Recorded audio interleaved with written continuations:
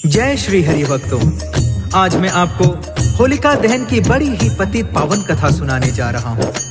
होलिका दहन की कथा विष्णु भक्त प्रहलाद और अभिमानी हिरण्यकश्यप से जुड़ी हुई है। भक्त प्रहलाद हिरण्यकश्यप का पुत्र था, जो अपने पिता के अभिमान के सामने सर उठाकर खड़ा हो जाता है। तो आइए कथा प्रारंभ करते हैं।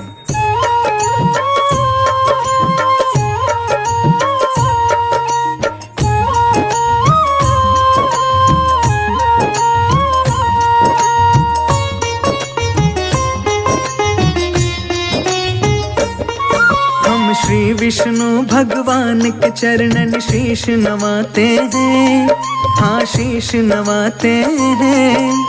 होलिका दहन के तुमको पावन कथा सुनाते हैं, हम गाथा गाते हैं। परम भक्त प्रहलाद का हम विश्वास दिखाते हैं, विश्वास दिखाते हैं। होलिका दहन के तुमको पावन कथा सुनाते हैं, हम महिमा गाते हैं।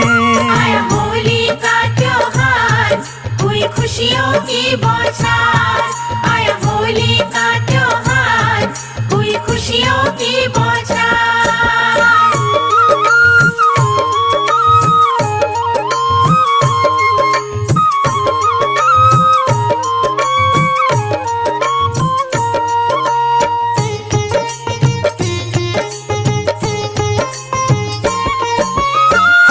दहन की कथा सुनाओ, सुनो लगा के ध्यान। ब्रह्मा जी से मिला हुआ था होलिका को वरदान। अग्नि की ज्वाला में होलिका जल नहीं सकती थी, जल के होलिका कभी राख में मिल नहीं सकती थी। दिव्य वस्त्र उसे मिला था, ऐसा आग न जिसे जलाए। वस्त्र ओढ़ जो आग में बैठे, वो जीवित बच जाए। अपने इस वरदान के ऊपर उसे बड़ा अभिमान, जिसके बल पर कर सकती थी वह अग्नि स्नान। फिर भी जल के मरी होलिका सत्य बताते हैं, हम सत्य बताते हैं। होलिका दहन के तुमको पावन कथा सुनाते हैं, हम गाथा गाते हैं। आया होली का त्योहार, हुई खुशियों की बौछार। आया होली का त्योहार, हुई खुशियों की बौछार।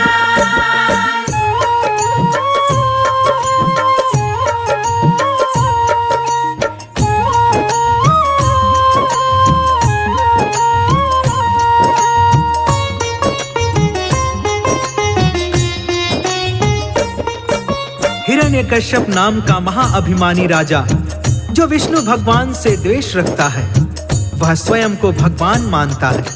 उसके राज्य की प्रजा उसको भगवान बोलने पर विवश थी। यदि कोई किसी दूसरे भगवान का नाम ले लेता था, तो वह उसकी मृत्यु दंड दे देता था। हिरण्यकश्यप का एक पुत्र था, जिसकी आयु 12 वर्ष के आसपास की ही रही होगी। उसका नाम था प्रहलाद, जो श्री विष्णु का परम भक्त था। हिरण्यकश्यप के हृदय में भरा बड़ा अभिमान, स्वयं को घोषित कर बैठा वह सबसे बड़ा भगवान। उसके राज्य के सारे निवासी डर कर रहते थे। हिरण्यकश्यप को विष्णु से ऊपर कहते थे। उसके राज्य के हर मंदिर में उसी की प्रतिमा थी। देवी देव भगवान से ऊपर उसकी उपमा थी। उसी की पूजा, उसी की अर्चना, उसी का हो गुणगान। हिरण्यकश्यप ही था उनका सबसे बड़ा भगवान। विष्णु भक्त प्रहलाद से अब तुमको मिलवाते हैं, तुमको मिलवाते हैं। होलिका दहन के तुमको पावन कथा सुनाते हैं, हम महिमा गाते हैं। आया होली का त्योहार, हुई खुशियों की बौछार। आया होली का त्योहार, हुई खुशियों की बौछार।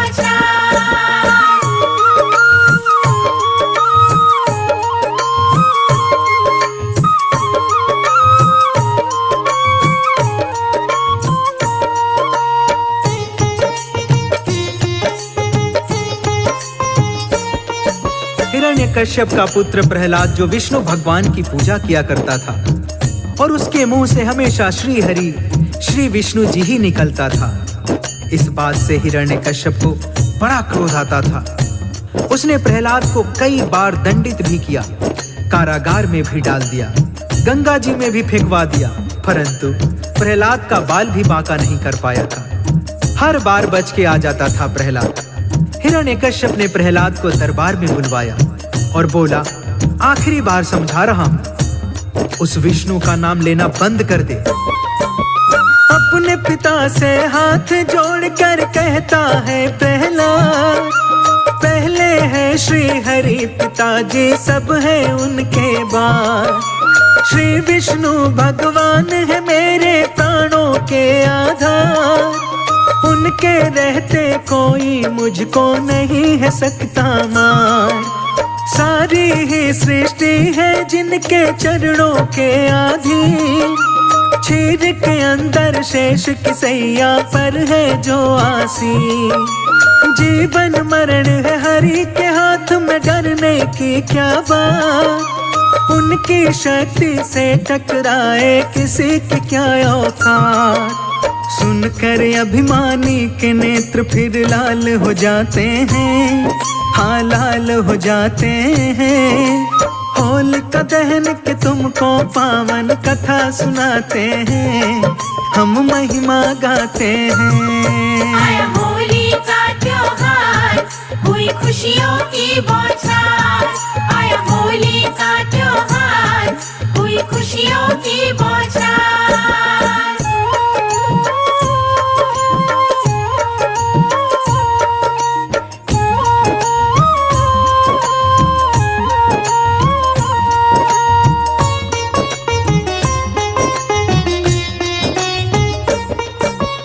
अपने विद्रोही पुत्र की बात सुनकर हिरण्यकश्यप आग बबूला हो जाता है।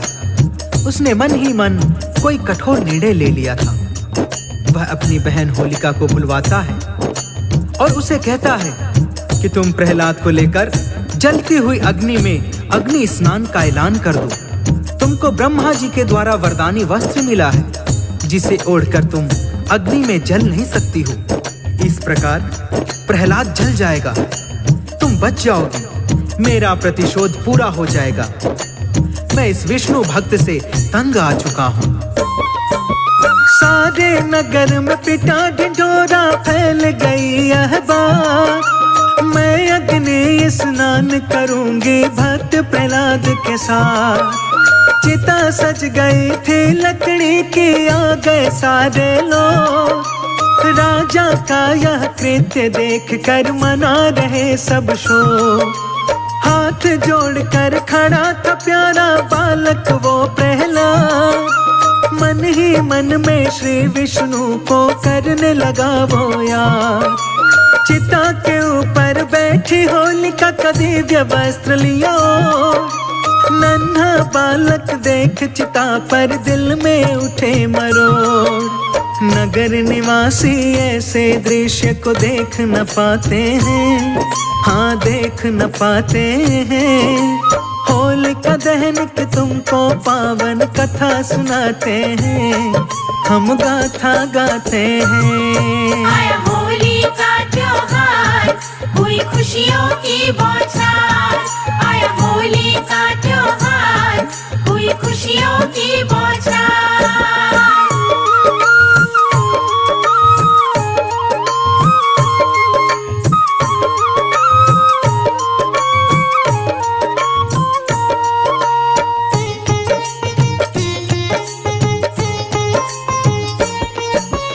होलिका प्रहलाद को अपनी गोद में लेकर बैठ जाती है। नगर निवासी ऐसा डरावना दृश्य देखकर सिसक रहे थे। हिरण्यकश्यप ने आदेश दिया कि आग लगा दी जाए। लकड़ी में आग लगा दी जाती है। प्रहलाद मन ही मन में अपने भगवान का ध्यान कर रहा है। अचानक से हवा का झोंका आता है। होलिका का वरदानी वस्त्र उड़कर प्रहलाद को लपेट लेता है। परिणाम स्वरूप होलिका जल के राख हो जाती है और प्रहलाद सुरक्षित बच जाता है। आग की लपटों में जल करके होलिका हो गई राख। श्री विष्णु की कृपा से देखो बच गया था प्रहलाद। हिरण्यकश्यप जल जाता है पुत्र को जीवित दे, खो बैठा था क्रोध के कारण बुद्धि और विवेक। बोला पुत्र पिता से अपने ला करके मुस्कान, मारने वाला है भगवान बचाने वाला भगवान। बहन आपके जल के मर गई हो गई जल के राख, अपनी बहन का आपके सिर पर चढ़ा पिताजी पाप। हर संकट से प्राण बचाने श्री हरि आते हैं, हाँ श्री हरि आते हैं। होलिका दहन की तुमको पावन कथा सुनाते हैं, हम महिमा गाते हैं। आया होली का त्योहार, हुई खुशियों की बौछार। आया होली का त्योहार, हुई खुशियों की बौछार।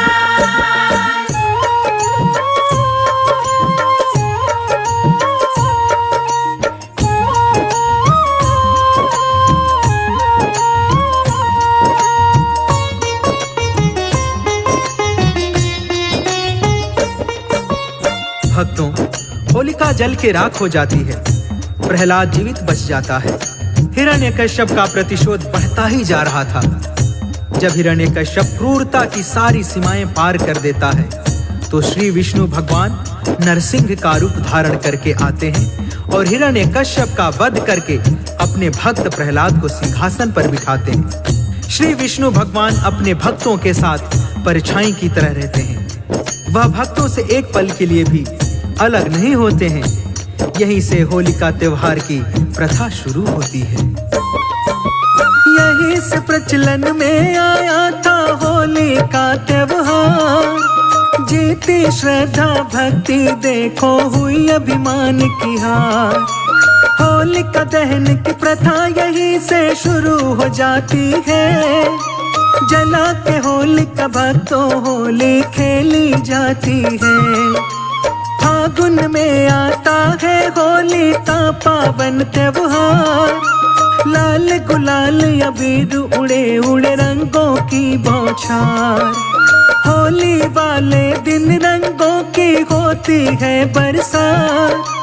दुश्मन भी गले मिल जाते हैं भुला के सारी बात। रंगों की बरसात में सारे झूम के गाते हैं, हाँ झूम के गाते हैं। होलिका दहन की तुमको पावन कथा सुनाते हैं, हम महिमा गाते हैं। आया होली का त्योहार, हुई खुशियों की बौछार। आया होली का त्योहार, हुई खुशियों की बौछार।